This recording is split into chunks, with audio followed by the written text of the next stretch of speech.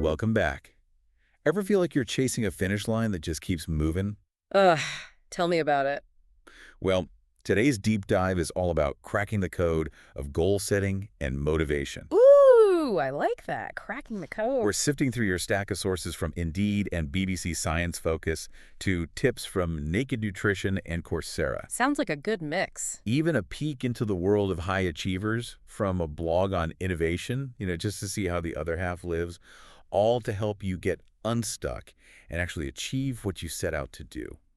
What do you think? I think it's like having a toolbox for your brain, right? Yeah, exactly. Each source offers a different tool, Right. a different way to approach this universal challenge of, like, actually doing the thing. Yeah, the struggle is real. It is. Speaking of tools, you've got a lot of material on goal-setting frameworks. SMART goals. I feel like everybody's heard of those, but are they really effective for everyone? What are the potential downsides of relying solely on them? That's a great question. I think while SMART goals, that's specific, measurable, achievable, realistic, time-bound, they provide structure, right? Mm, But they can sometimes feel a bit limiting, almost like you're trying to fit your dreams into a precise box. okay, I see your point. It's like those times you set a vague goal like be healthier, and then it just fizzles out. Right. Maybe it's because it wasn't specific enough. Exactly. The S in SMART is all about getting like crystal clear. So instead of be healthier, think run 3 miles twice a week by the end of the month. Okay, so much more specific. Yeah, But what if you're craving those aha moments, something beyond the usual advice? right. You've also got some sources on these hard goals. What's that all about? So hard goals are all about injecting passion and energy into the process. Heartfelt, animated, required, difficult. And here's the really cool part. Visualizing success is actually part of the framework, so that animated aspect, it's backed by science. Wait, so you're saying picturing yourself crossing that finish line, feeling the victory, actually helps make it happen? I'm starting to believe in the power of daydreams. It's not just wishful thinking. When you vividly imagine achieving your goal, you're actually strengthening the neural pathways in your brain Oh, wow. that are associated with that outcome. Interesting. It's like giving your brain a preview, making the goal feel more attainable. That's amazing. But we all know about those pesky obstacles that pop up, Oh, for sure. especially when it comes to breaking bad habits. Mm-hmm. You flagged Whoop goals as a helpful tool for that. Speaking of bad habits, imagine you want to finally break free from that late-night snacking habit. How could Whoop help you with that? So WUPOs are like a preemptive strike against self-sabotage. Okay, It stands for Wish, Outcome, Obstacle, Plan. got it. So in your case, the wish is to stop those late-night snacks. Makes sense. The outcome is feeling healthier and more energized in the morning. Ah, I can already feel that extra energy. Okay, so what are the obstacles? Well, it could be anything, right? Boredom, stress, just plain habit. But Whoop forces you to identify those potential pitfalls in advance. Right. And the plan is your strategy for overcoming them. So maybe prepping healthy snacks ahead of time or having a relaxing evening routine to combat stress. Exactly. It's about being proactive, not reactive. You're not just setting a goal, you're anticipating the challenges and equipping yourself to deal with them. Okay, that takes the pressure off, for sure. I've noticed another common thread in these sources, the emphasis on the why behind a goal. Mm-hmm. It's not enough to just want something. You need to connect it to your core values, right? You hit the nail on the head. Yeah. The National Society of Leadership and Success, NSLS, they talk about aligning goals with your values to create that deep sense of purpose. Right, yeah. It's not just about reward, it's about feeling intrinsically motivated, knowing why you're putting in the effort. Think about it. Does a goal feel more motivating if it aligns with your values? Or if it's just something you think you should do? Definitely when it aligns with my values. Like, I want to learn Spanish not just because it sounds cool, but because I value connecting with other cultures. Yeah, It's a much deeper drive. totally. But how do we keep that momentum going? We've got all this great goal-setting advice, but what about actually sticking with it? Right. You highlighted the PCT method from NSLS, Purposeful, Actionable, Continuous, Trackable. Tell me more about that continuous aspect. It's like giving yourself permission to evolve. The PCT method recognizes that the path to achieving your goal isn't always linear. So you're not married to the first plan you come up with. I love that. So instead of getting discouraged if things don't go perfectly, Right. we can adjust, experiment, tweak the plan as we go. Precisely. It's about embracing the journey, learning from setbacks, and continuously improving. Okay, we've got our goals defined, our why locked in, and a flexible approach to the journey. But what about the fuel that keeps us moving? It's time to dive into the science of motivation itself. I'm ready to get into the brain stuff. Oh, yeah. This is where I always get a little lost. Yeah. Well, BBC Science Focus has a fascinating article about the interplay of different brain regions when it comes to motivation. So it explains how the amygdala, which processes emotions like fear, Yeah. and the prefrontal cortex, responsible for planning and decision-making, Right. they work together to drive us toward our goals. It's not just about, like, logic or emotion. It's about both working, like, in tandem. That makes sense.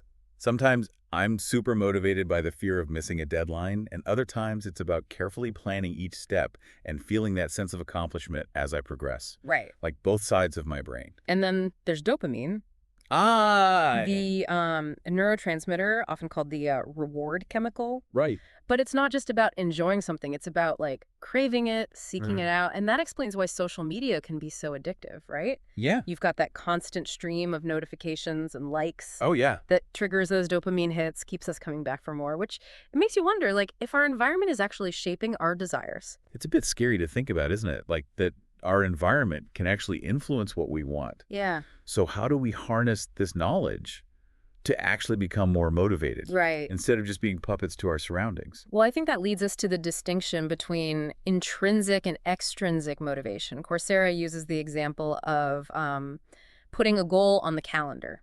Oh, yeah. Right. That's a form of extrinsic motivation. You're driven by an external factor, the deadline. Right. It's like that external pressure gives me that little push I need to get going. Mm. But what about those times when I need a deeper motivation?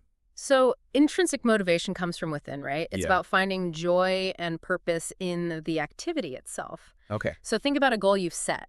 Yeah. What deadlines could you set to boost your drive? And more importantly, how can you tap into those internal motivators? Like, what about the goal excites you? What makes it personally meaningful? That's a really good point. Yeah. I need to spend more time connecting with the why behind my goals. Yeah. So what are some other like surprising and actionable motivation tips from your research? Okay, well, let's start with one from Naked Nutrition, the gamification of fitness. Okay. Have you ever noticed how fitness apps use progress bars, levels, and rewards? It taps into our brain's natural love for games, and it makes exercise feel more engaging, right? It's kind of a sneaky way to make those dopamine hits work in our favor. That's actually brilliant. I find myself getting sucked into those progress bars even in non-fitness apps. Right. There's something so satisfying about seeing those bars fill up like Yeah. you're actually achieving something. Yeah, it's a clever way to tap into our brain's reward system. It is. And speaking of surprising findings, BBC Science Focus had one that might pique your interest, as a dog lover. Okay, now I'm really curious. Remember how we were talking about environment influencing our actions? Yes. Well, they found that dog owners tend to get more exercise. Cool. Maybe Yeah, it's the daily walks, or maybe it's just the playful energy dogs bring into our lives. that makes so much sense. But it's a fascinating correlation. My dog is like my built-in accountability buddy, Yeah, She needs those walks. right. And her enthusiasm is contagious. It's true. We're both happier and healthier because of it. There you go. Real-world evidence. It is. It's a reminder that our environment and our social connections, they can play a huge role in our motivation. For sure. And sometimes it's as simple as having a furry friend to like nudge us in the right direction. Speaking of nudges, Coursera highlights a technique that might seem a bit unconventional, power posing. Oh, yeah. Power posing. Isn't that striking a confident stance before a big event like a presentation or a job interview? Right. I've heard about it, but I wasn't sure if there was any real science behind it. Well, it sounds a little woo-woo, but there's actually research to back it up. Really? So social psychologist Amy Cuddy found that holding a power pose, think like Wonder Woman stance, hands on hips, chest out, Okay. it can actually impact our hormone levels. It can lead to increased confidence and decreased stress. So if I'm feeling nervous before a big meeting, Yeah. I should just strike a pose like I own the room. Yeah, why not? I wonder if it would work if I imagine myself as a superhero. Yeah. It's like faking it till you make it, Right. but with hormones. Exactly. I might have to try that. Yeah. Now, this reminds me of something I read in James Clear's blog about high achievers. Yeah. He talked about how even like top performers use rituals to get going. Oh, yeah. Are rituals really that powerful? Absolutely. Rituals are like mental shortcuts Okay. that help us automate the start of a behavior. Clear uses the example of choreographer Twyla Tharp. Okay. Her ritual wasn't about stretching or warming up. Right. It was about hailing a cab every morning to take her to the gym. Wow. It's fascinating how a like seemingly mundane action can become such a powerful trigger Right. for consistent action. Yeah. It makes you wonder what small rituals like we could incorporate into our own lives Right. to boost our motivation. But speaking of consistency, how do we sustain that motivation over time? It's one thing to, start strong, Right. but it's another to keep going when the initial enthusiasm fades. I think James Clear nails it with this quote. Okay. The pain of not doing it becomes greater than the pain of doing it. Ooh. Yeah. Ouch. That's a bit brutal, but I can definitely relate. Yeah, Sometimes we need that tough love reminder. for sure. It's about making the consequences of inaction more tangible. Yeah. But Clear also talks about like finding that sweet spot. Right. When it comes to challenge, he calls it the Goldilocks rule. Uh-huh. Tasks should be just manageable to maintain interest. Mm-hmm. Not too easy, not too hard. Yeah. You ever notice how you lose interest when things are too easy, but also get overwhelmed when they're too difficult? Yeah. There's a sweet spot where we're fully engaged but not discouraged. Yeah, for sure. When I'm working on a project that's like just challenging enough, I get into that flow state where I lose track of time. But when it's too easy, my mind wanders. And when it's too hard, I just get frustrated and I want to give up. Right. So how do we find that sweet spot, like consistently? I think it's about being mindful of like our energy levels and our skill sets Okay. and adjusting the challenge accordingly. But even when we find that sweet spot, there are bound to be times when, motivation dips. Oh, yeah. PositivePsychology.com offers some techniques for those, like inevitable slumps. Okay. One is storytelling, reframing our work to see a bigger picture. Right. They use the example of a bricklayer who's not just laying bricks, but building a cathedral. Oh, wow. It's about finding the meaning and purpose in what we do. That's such a powerful image. It's so easy to get like bogged down in those day-to-day tasks. Right. But like remembering the bigger picture can be so motivating. Absolutely. And PositivePsychology.com also suggests finding your one-sentence purpose. How would you define your life's mission in just one sentence? It can help you stay focused on what truly matters. Wow, that's a great exercise. It's like creating a guiding principle for your life. Yeah, I'm definitely going to spend some time reflecting on that. I think you should. As we've been going through these sources, one thing that keeps coming up is the importance of tracking our progress. Yeah. It's like having a feedback loop. Right. Keeps us accountable and motivated. Sure. Almost every expert mentions some form of tracking. Yeah. It's like looking at a map and seeing how far you've come in your journey. Oh, But what if we took that a step further? okay. Instead of just tracking our progress toward goals, Right. what if we tracked our energy levels throughout the day? Oh, interesting. Could that unlock even more motivation? That's a brilliant idea. Right.